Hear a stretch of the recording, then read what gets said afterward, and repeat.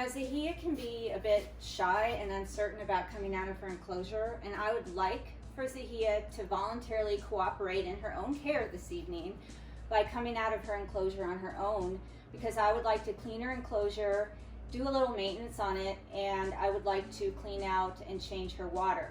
However, I'm not going to force her out because that's very invasive and intrusive of me to do that for her. And so I've positioned the activity stand here and given her an opportunity to shift herself out onto it. She has not done that. It is time for her to eat, and so I'm going to try to target her out of the enclosure. But if she chooses not to do that, then she will get to eat in her enclosure, and we will wait for another day to do the cleaning.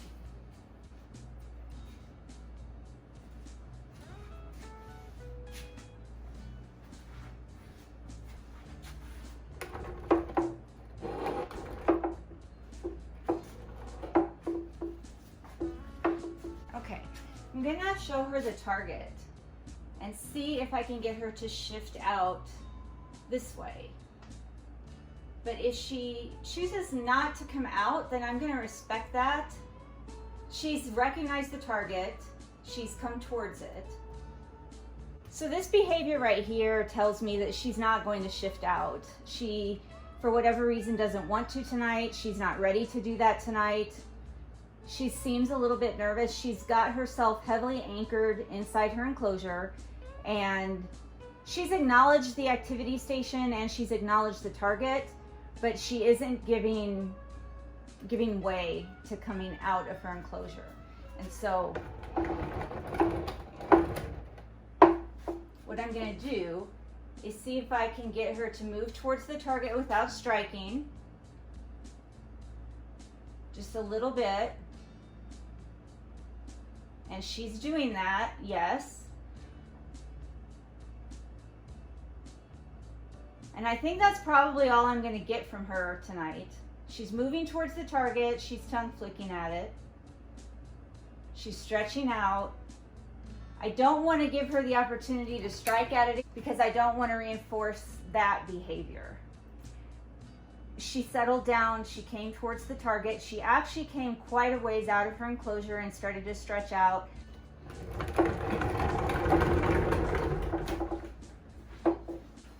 I would have liked for her to come out so that I could have cleaned her water and cleaned her enclosure. That didn't happen, so I'm just going to refresh her water. Make sure that she's got water in there to drink, and I'm going to leave her be to eat. I am going to move her into her enclosure, and I'm going to have her eat there on top of her humid hide, so that she doesn't accidentally ingest any substrate, and that way I can close her habitat and she is safely inside to eat, and she's got water. I topped off her water, and her enclosure doesn't look filthy or anything. I had spot cleaned it last week. I was just going to take everything out and do a thorough enclosure cleaning. She doesn't actually need it. Her humidity hide is moist. Her substrate looks clean, and I would have liked to have cleaned her water dish, but she has water. It's not dirty. I topped it off, and so we're going to call that a success with Xahea tonight. Now Sunspear is up here, and she's been watching the whole time. She just shed about 3 days ago.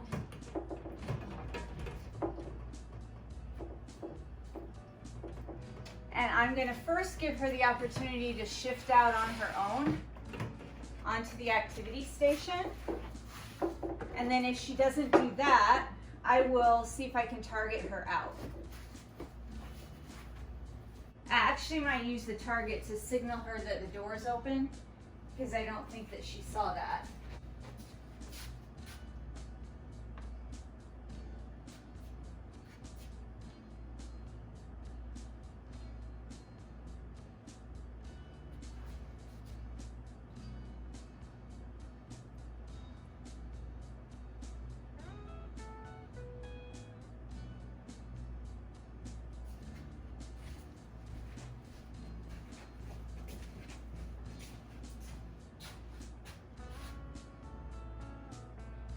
So in this case, I cued her to shift by showing her the target, and I'm allowing her to decide if she wants to shift out voluntarily or not.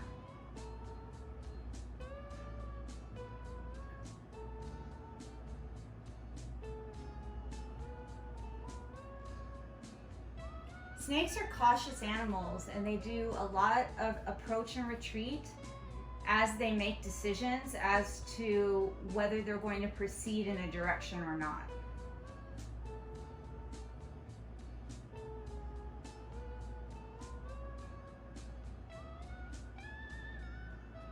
And I can tell from her body language now that she's made the decision that she's going to shift out.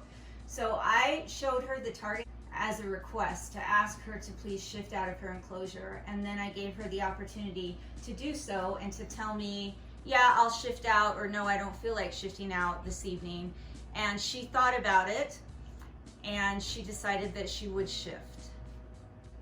She just shed 3 days ago, so she just finished an ecdysis cycle, and so she is more than ready to eat. She sees me standing back here, and even though I'm not showing her the target, I have it in my hand. I was trying to hide it behind my back, but that didn't exactly work. So I'm going to go ahead and target her a little further down here.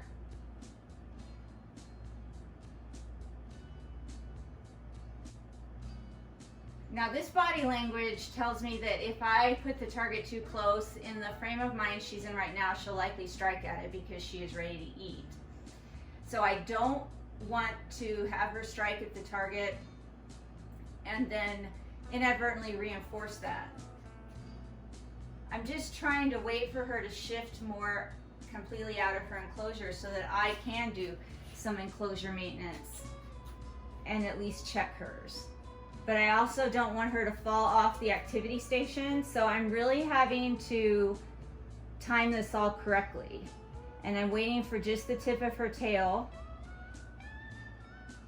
There. Good girl.